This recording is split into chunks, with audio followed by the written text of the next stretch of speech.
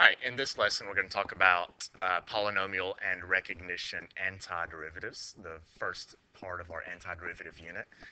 First, let's review derivatives. I'm not going to spend much more than a few seconds on this, but to do a derivative of power rule functions or polynomial functions, you bring down the old power and subtract 1 from it. So if it's x to the 5th, it'd be 5x to the 4th. You subtract 1. Any constant that's in front just kind of comes along with for the ride. And you could multiply the a and the n if you wanted, but it's not necessary. So when you're doing an antiderivative for power rule, we go in the exact opposite order. Instead of dividing and then subtracting, if we did that in reverse order with opposite operations, we will start by adding and then we will divide. So the antiderivative of x to the n power, and again, the constant, the a, just kind of comes along for the ride. The antiderivative of x to the n, right here, oh geez, is x to the n plus 1 over n plus 1. You add 1 to the previous exponent, and then you divide by the new exponent, whereas before we multiplied by the old exponent and then subtracted. So we're doing the opposite of the derivative, which is why we call it the antiderivative. So let's do a few examples. Okay, a few examples. I had to pause it there for a second. Find the general antiderivative of this. Now remember, when you do the antiderivative, you find the exponents, which is 4, that one's obvious, and then a 1. If it helps you to write that, you could write it. And the antiderivative, f of x, the original function, we add 1 to the old exponent. So instead of x to the 4th, it's going to be x to the 5th. Then we divide by the new. So x to the 5th over 5 plus 2 is a constant, so I'm going to leave the 2 alone. And then the antiderivative of x to the 1st, we will add 1 to the old exponent and divide by the new. 1 plus 1 is 2, and we'll divide by 2.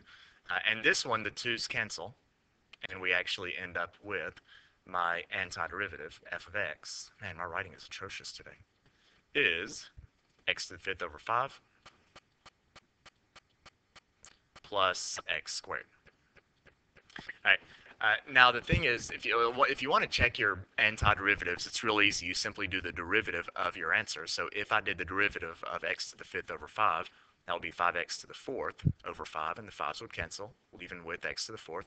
The derivative of x squared is 2x. So this is correct. But you could also put a plus 5 on the end. And if I did the derivative, that plus 5 goes away, still leaving me with x to the 4th plus 2x. If I put a plus 54, that still would work because that derivative of the constant is 0 and it would go away. If I did 54 pi e to the negative 7, that's all still a constant, and the derivative of a constant is 0. So that also would be an antiderivative. So when I say find the general antiderivative, what that means is we will symbolize that generic constant with a plus c. Another word for antiderivative is an integral or integration. That c is called the constant of integration. And we will put those on our antiderivatives. So let's try another one. Let's do 3x squared plus 7. So that'd be f of x, my original function, if that's f prime. The 3 stays on the outside, I guess. And then x squared, we will add 1. 2 plus 1 is 3, and we'll divide by the new exponent. And then 7, for some reason, this throws people off. It should be an easy one, but if I want a derivative to be 7, I start with a 7x. So the antiderivative of 7 is 7x. Don't forget the plus c. You always put a plus c on the end of your antiderivatives. And then if we wanted to clean this up, those 3's cancel, and you're left with x cubed plus 7x plus some unknown constant. That would be your answer.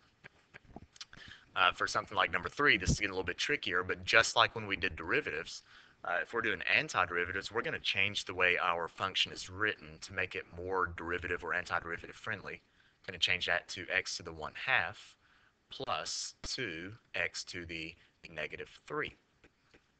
Bring that x cubed up to the top, change that to a fraction exponent. Then the antiderivative, f of x. If I add 1 to 1/2, 1/2 plus 1 is 3/2, and I will divide by the new exponent. You add 1 to the old exponent and divide by the new. Plus 2 x, if we add 1 to -3, that'd be -2, and then we will divide by -2. And I just left that 2 on the outside. I just kind of ignored that, and that 2 just kind of came along for the ride.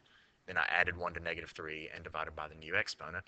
And again, we can simplify this a little bit. Those 2's cancel. Don't forget that negative is still hanging out there.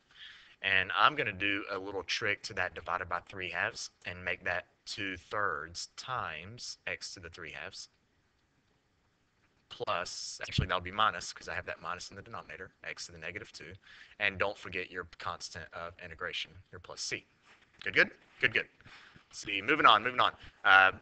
Here we have a product. Now there is a way to do antiderivatives of products, but if I can avoid it, I will, and I'm simply going to avoid this by expanding these binomials. So x times x is x squared.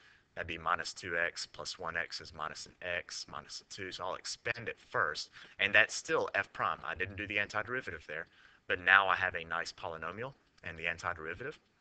X squared becomes x cubed over 3. You add 1 and divide by the new exponent. X to the first becomes x squared over 2. -2 is the derivative of -2x, and then plus c.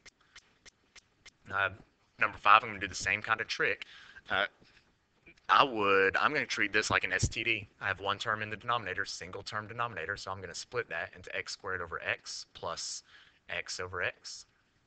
And that turns into, let's see, still doing algebra, not doing an antiderivative yet. X squared over x is just x, plus x over x is 1. And then the antiderivative is x squared, because that's x to the first. 1 plus 1 is 2 over 2, plus 1 is the derivative of x plus some constant. Good, good? Good, good. Add 1 to the old exponent, divide by the new. Let's see, then we get into what I call recognition derivatives. There's no trick or shortcut to do this. You just know it.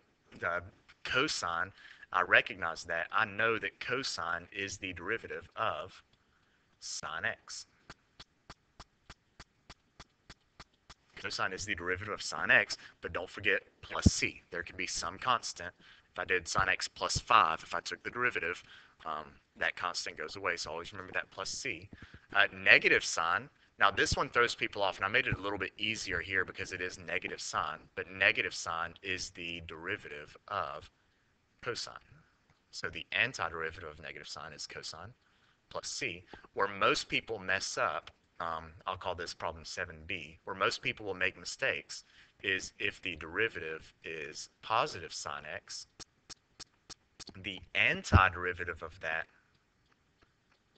well, a lot of people want to say cosine, but if I check that answer, the derivative of cosine is negative sine. We're missing that negative up here. So the antiderivative of sine is actually negative cosine plus some c. And that's one that people tend to just get careless and mess up on. Then there's, I think, one more here. Oh, that was it? I thought I had another one I wanted to do. I did have another one. Where'd it go? Well, I'm going to write it down because I wanted to do another one. The last one I wanted to do, f prime of x is 1 over 1 plus x squared. I'll go on and throw in a plus 1 over x. Both of those, they look scary, but 1 over 1 plus x squared, you should recognize that as the derivative of arctangent x. And then 1 over x, people may be tempted to bring that up and make it x to the -1, but that one is another one you should recognize. That is the derivative of the natural log of x plus some constant. And then one last thing with this, if you have an antiderivative involving natural logs, and I'm just going to tell you to accept this by faith right now, we'll talk about it later, but you always put whatever's inside the natural log in absolute values. The short reason is just to eliminate the possibility of negative values of x. The function would still work if x is negative. So there we go. Those are power rule and recognition antiderivatives. We'll hammer this out more later.